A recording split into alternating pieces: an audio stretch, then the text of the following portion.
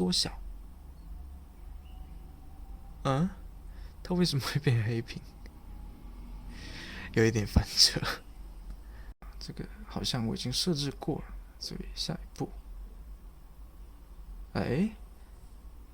然后大家看到这里呢，写评论，好吧，它还是会跳到这里。华为好呀，华为美。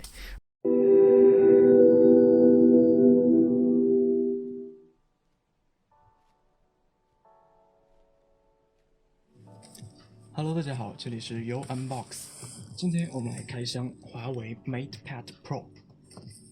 最近呢，华为在巴塞罗那发布了全新的华为 MatePad Pro 5G，但是实际上它跟之前在国内发布的华为 MatePad Pro 没有什么区别，只是多了一个 Kirin 990的5G 的 SoC 芯片，然后其他的配置跟之前发布的这一个都是完全一样的。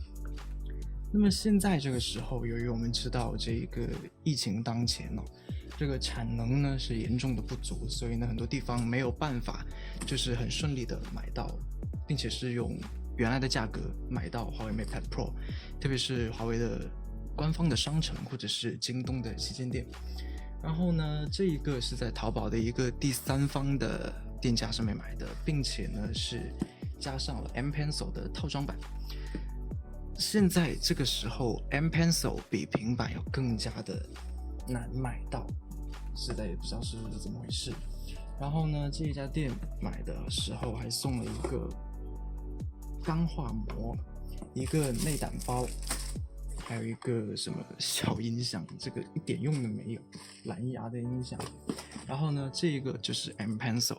这个东西它的官方售价是499块钱，但是我在这一个套餐里面买呢，加起来这个是6加 128G 的版本，它的售价是3299，然后呢加起来所有的价钱一共是3818，所以呢这一个的价钱 M Pencil 的价钱呢，它要比官方售价是要高了一些，但是还好，因为实在是不太方便能买到，所以今天我们能买到已经是非常的幸运了。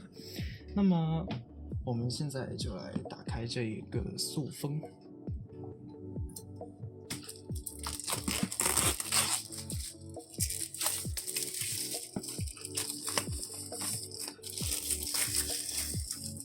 好，然后呢，它就是这样子的传统的这个包装结构。映入眼帘的就是这一个 MatePad Pro， 然后呢，我买的是黑色的，叫夜蓝灰的版本，这一个比白色的缺货要更加的严重现在这个时候能说幸运，如果是更早一点买的话，甚至可能会便宜一点，然后也不会缺货。然后呢，这里面有充电器，还有数据线，还有卡针。虽然我买的是 WiFi 的版本，但是呢，它好像是支持华为自己的 NM 的那一个储存卡，所以呢，它还是可以拓展内存的。然后我们看一下数据线，还送了一个 Type-C 转3.5毫米的耳机转接头，这是它的数据线。它呢最高好像是支持40瓦的华为的超级快充，但是它标配的呢是20瓦的充电头，也还好吧。然后它的电池容量是7200多毫安时，这一个在日常的使用当中呢，基本上是可以用到1天，然后晚上睡觉之前充电，所以呢要超级闪充40瓦的好像没有什么必要。先放到边，然后呢就来看这一个目前非常珍贵的 M Pencil。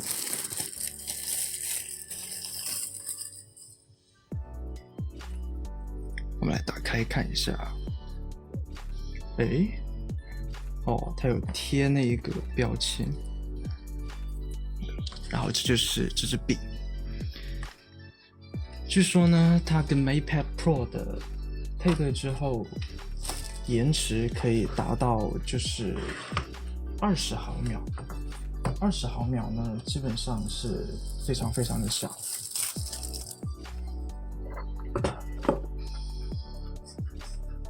下来打开这一个贴膜，好像不用打开，推一下就好。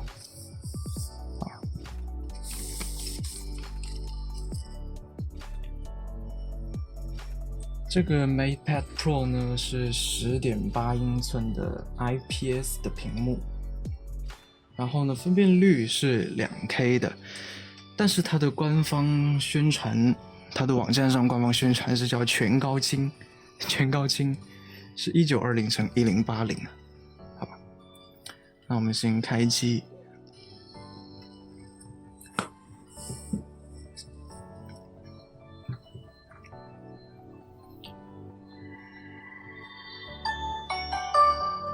熟悉的音乐。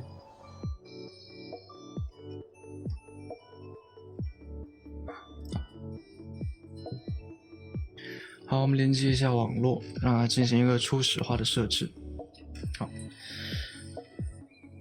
然后先随便设置一个密码吧，华为视频 VIP 特权这个暂不领取，到时候还可以领取的。然后呢，它可以设置人脸识别，就是使用它的这一颗挖孔的摄像头。实际上这个挖孔摄像头呢，观感实在是不太好，但是没有办法，它那个边框呢，说实在的还是蛮窄的。可是为什么它不能用手机上的摄像头？那不就可以放进去了吗？这个边框是比手机要宽。然后大家可以看到的话，这一个地方其实有一点点的阴影。好，然后呢，它在这么大的一个平板上面也是有一个手势的导航，而且跟手机上的几乎是完全一样的。不过呢，这个侧边返回在平板上来说还是非常的好用。然后呢，底部上滑实际上在旁边，在这个地方也是可以滑上去。所以总的来说还是比较顺手而且好用的。当然了，它跟 iPad 的那一个多个手指头的那个手势来比起来呢，好像是略逊一筹，但是还是可以吧，因为我觉得还是比较方便的。那么接下来呢，我们试一下匹配这个 M Pencil， 它是这种方式，标签。第一次使用呢，要先跟它配对，配对就放在这个地方，好，然后就可以连接。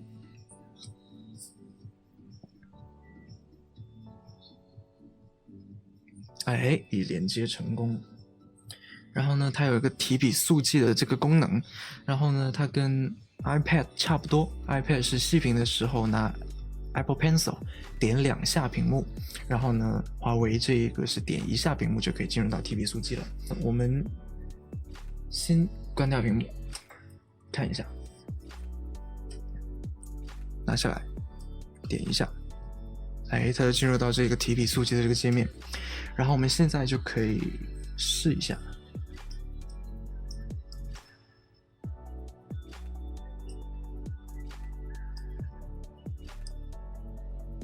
这一个延迟说实在的我觉得是满意的。实际上呢，跟 Apple Pencil 的第1代比起来的，首先这一个握感肯定是好了， Apple Pencil 太圆了，然后这一个是6棱，反正是传统铅笔的样子，拿起来肯定是更舒服一些。它的这个延迟，我买回来我不是为了拿来画画的，大概是用来写字吧，或者是画一些草稿之类，因为我实在是没有办法学不会这个画画，大家看一下。所以呢，我在这个上面最大的需求实际上就是随便记一点笔记和做一些草稿，与我专业息息相关的可能会是在上面画简单的草稿和分镜。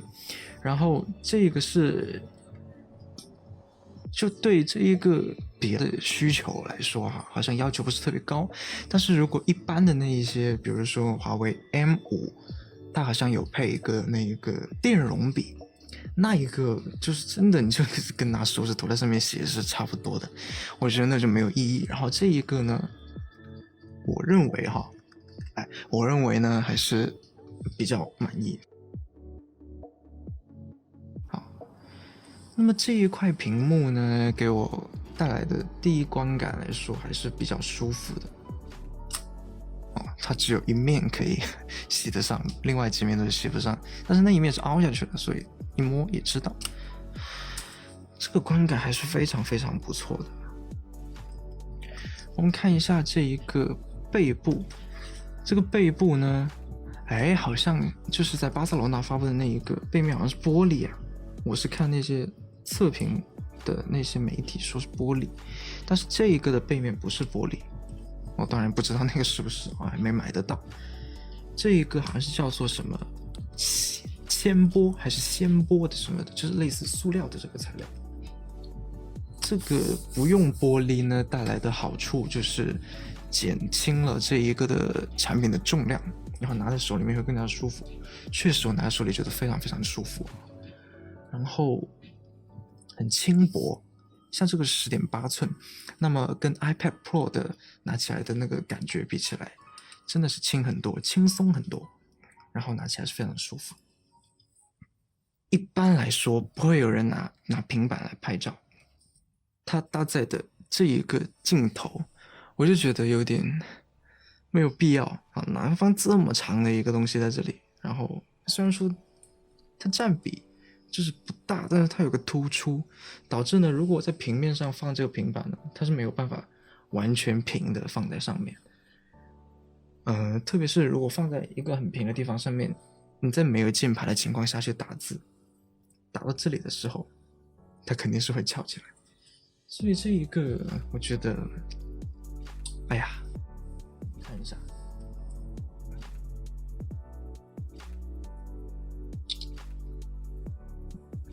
他只能说呢是拍得清楚，然后看得清楚啊，拍得到，看得清楚，就不会有什么比较惊讶的表现。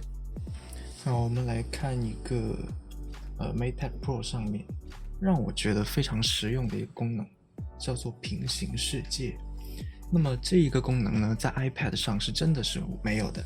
它不同于分屏，它是可以在一个应用里面把它分为左右2个屏幕的这一个区域来显示。比如说我们打开微博，如果是在竖屏的情况下呢，它点一下，它是会进入到这一条微博的正文里面。但是如果我们把它横过来，它就会有一个平行世界。我们看的时候，横屏看左右两边是没有内容的，但是比如说我点一下这一个，它的微博正文就会出现在右边。有人说呢，这样子牺牲了上下的很多的信息内容，但是大家看到了吗？中间这个是可以滑动的。如果你想要看更多，实际上你把它滑过来这一边，左边这里就是正常的手机上面的显示区域的大小，我们能看到的内容是差不多的。然后右边呢，我们可以看到详细的内容，这是比较符合逻辑的。比如说我们在看微博，如果有一个图片我们想要打开，它就会在右边开一张大的图片可以给我们看，然后这边是可以操作的。然后看完你可以点一下取消，或者你不点就放在旁边，然后继续看继续看。特别是有一些有几张图片的，这样子就非常非常的方便。我们看一下视频可不可以？你看视频也可以，这就非常非常的方便。而且呢，有些时候你想边看视频边评论，有时候一些很长的视频是这样子的，然后如果你是在用手机这样子看的话，可能你在看的时候你想要评论，那么你就要就是返回，然后在评论里面再评论。但是这样子的情况下，这边看，这边还可以评论，好吧？不可以，我原来想象是可以。OK， 那就，可是一般来说，因为我这个没有登录，登录的话呢，在上面会有一个框，它是快评，就是你点进去就可以直接输入内容进行评论。我们试一下，我先登录。好的，现在是已经登录的状态了，好像还是不可以。比如说，可以的。然后大家看到这里呢，写评论，好吧，它还是会跳到这里。好，刚才是微博，然后我们看淘宝或者京东，在淘宝和京东上面，平行世界带来的最大的一个方便的地方就是在于，比如说我们随便点一个东西，它这里是详情了之后询问客服这一个事情呢，大家想一想，就是比如说你在详情页看到一个你非常困惑的东西，你不知道是那个是什么意思，然后你去问客服，你就点客服，然后进入到聊天界面，你有可能打字打着你就忘记了，然后你又返回那一个详情的界面，重新再看。其实这一步有点繁琐，在平行世界上呢，这一步就可以省略，因为你左边是商品的详情，而你的右边是跟客服聊天的界面。OK， 这是淘宝，然后京东一样的平行世界。好像说是这一个全国国内应用的前100还是前1000个应用都已经支持了平行世界。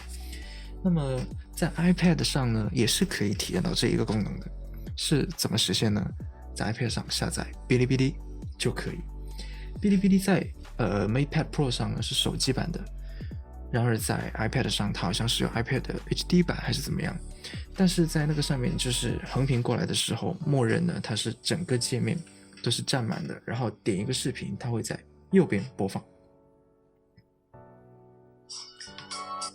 这一个功能在 iPad 版的哔哩哔哩上呢就是实现了这个叫做平行世界的功能，而平行世界功能在华为的平板上面呢可以支持更多的应用，然后你要在这边再点放大，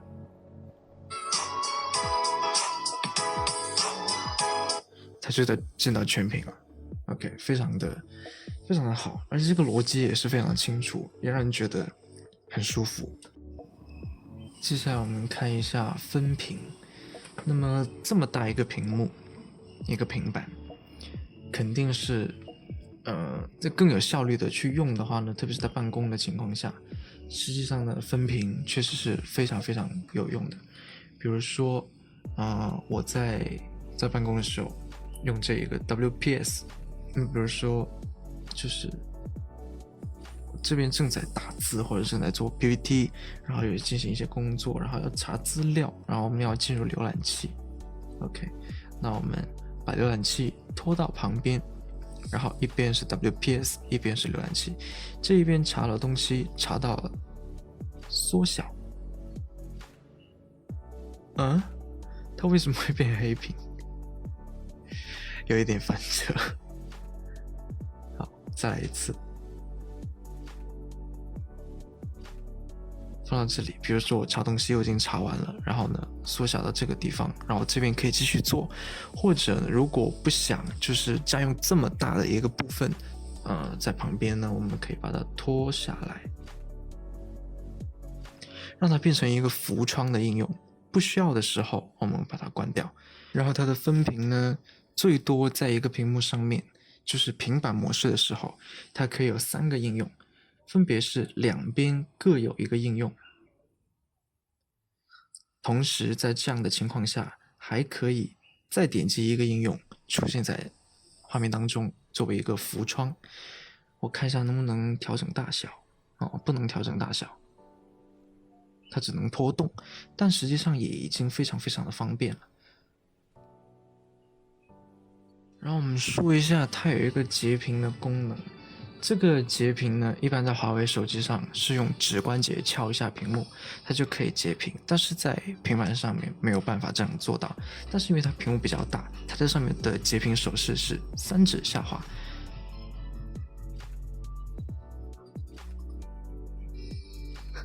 滑了半天不行，是怎么回事？我没有打开吗？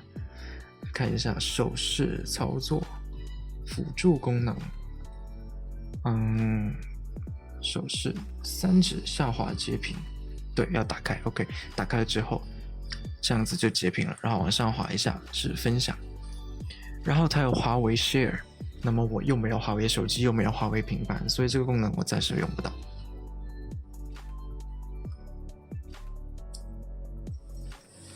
然后华为的平板呢，不知道从哪一代开始，它就与哈曼卡顿有做这个合作，这里有一些这个哈曼卡顿这个 logo， 不知道看不看得清楚。然后意思就是它的这一个影音功能，它的扬声器，它的播放功能是非常的会比较的令人满意。同时呢 MatePad Pro 搭载了4扬声器 6.0 声道的一个配置，那么拿来看视频或者是拿来听音乐呢，应该是非常非常的爽的。我们来尝试一下播放一个音乐。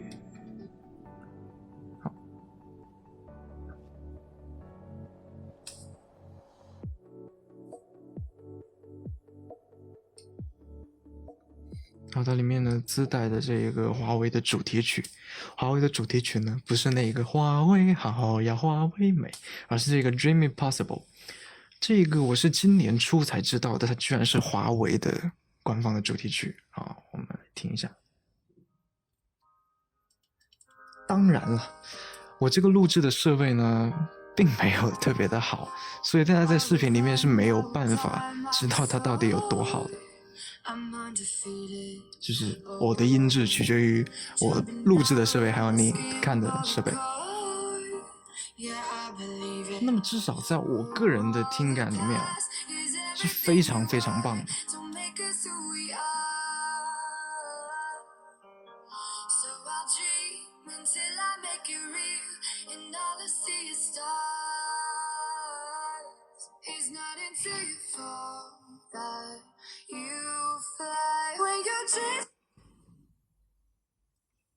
好，刚刚是有一个更新，现在已经更新完了。好，那这个好像我已经设置过了，所以下一步，哎，怎么会这样？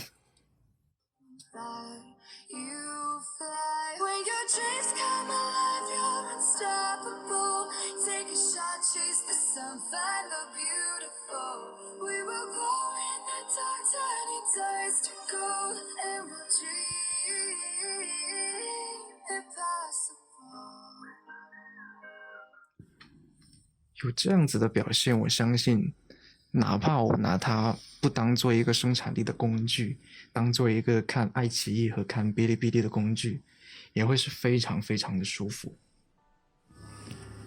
然后呢，它有内置3个手写笔的应用，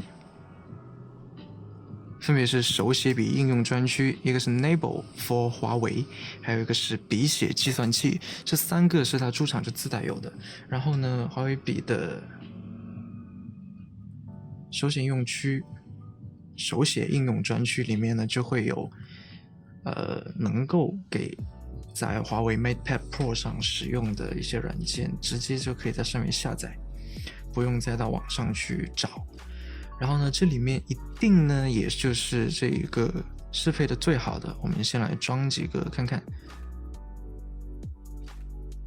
这个叫妙笔生花的是来自 Autodesk 这一个公司的应用，它在 iPad 上也有。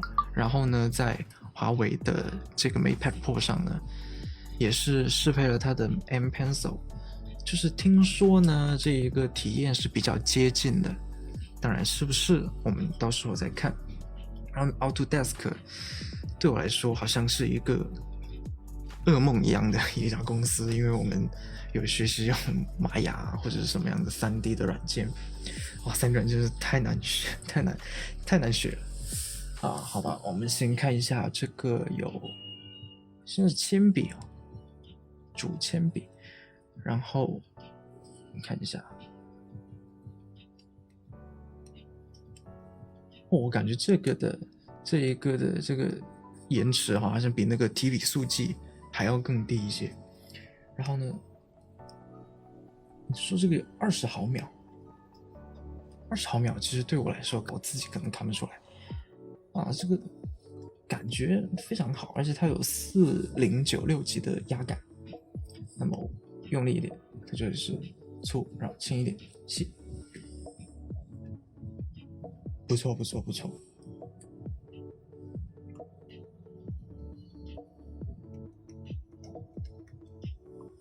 好，除了这一个呢，它的 Enable 是一个记笔记，你看他说是做笔记的最佳方式。然后稍后，哦，需要主动式触控笔，然后试一下。好，向我展示笔试。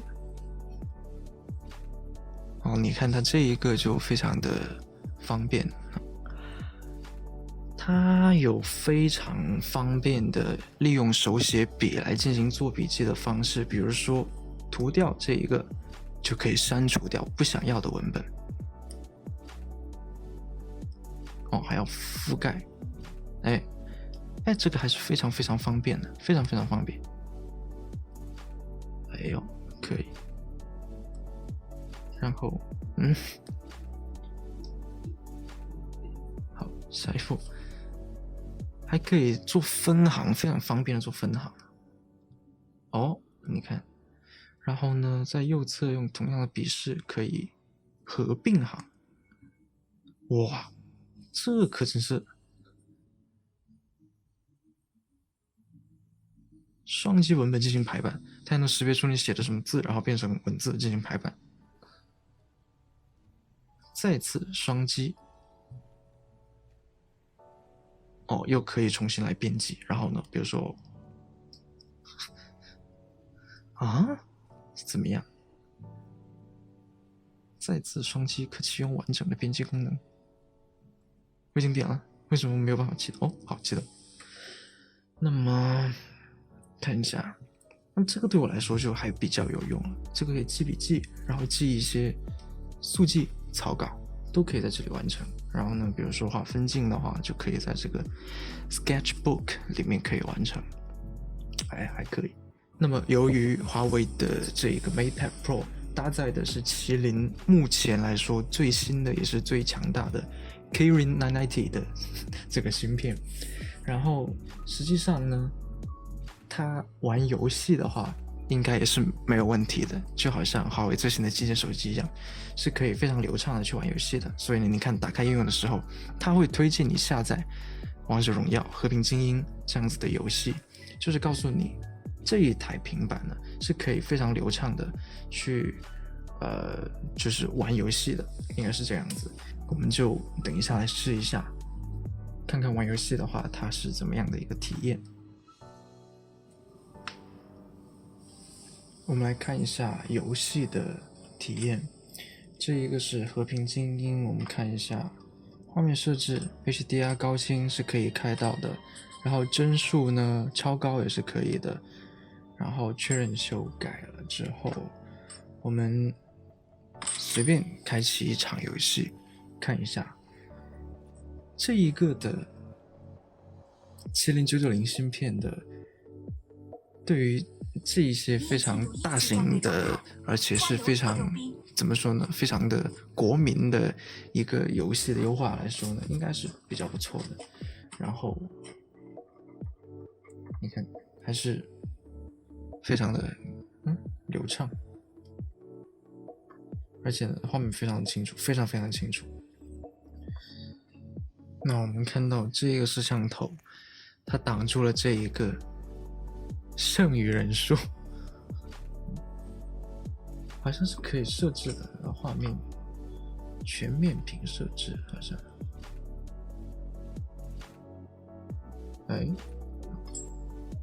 好，重启游戏后生效，那就是设置完了之后，它就可以规避掉这一个问题。好的。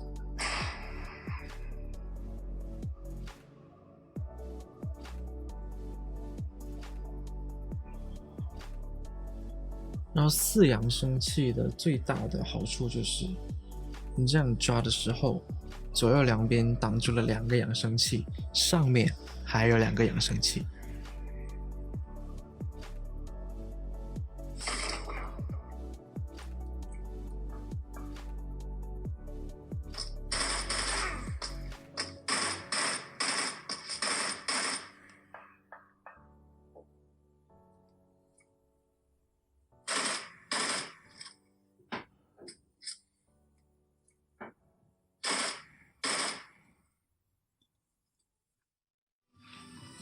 我发现它有一个叫做智能语音的功能。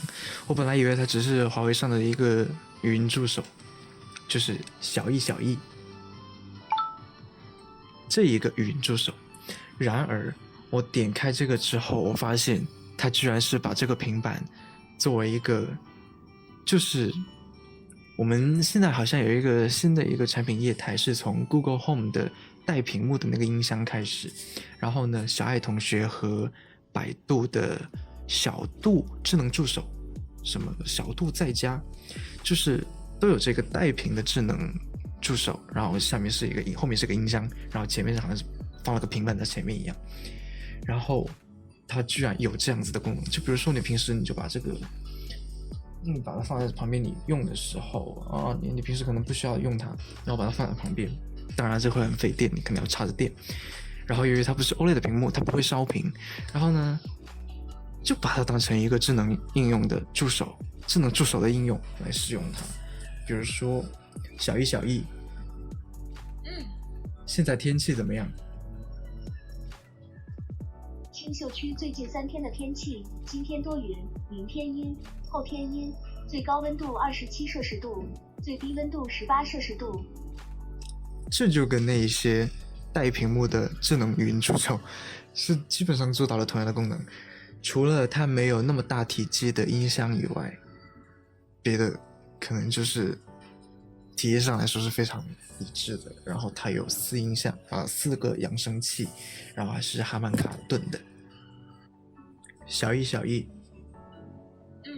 播放雷军的歌曲。怎么还真有一个歌手叫雷军呢？小易，停止播放。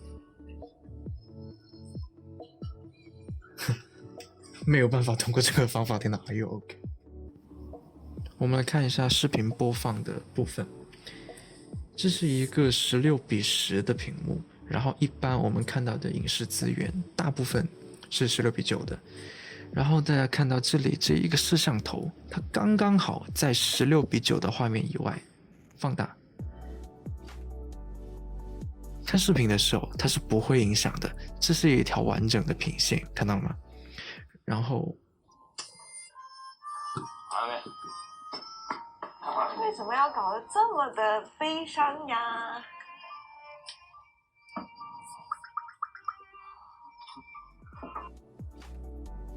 可以说体验是非常的棒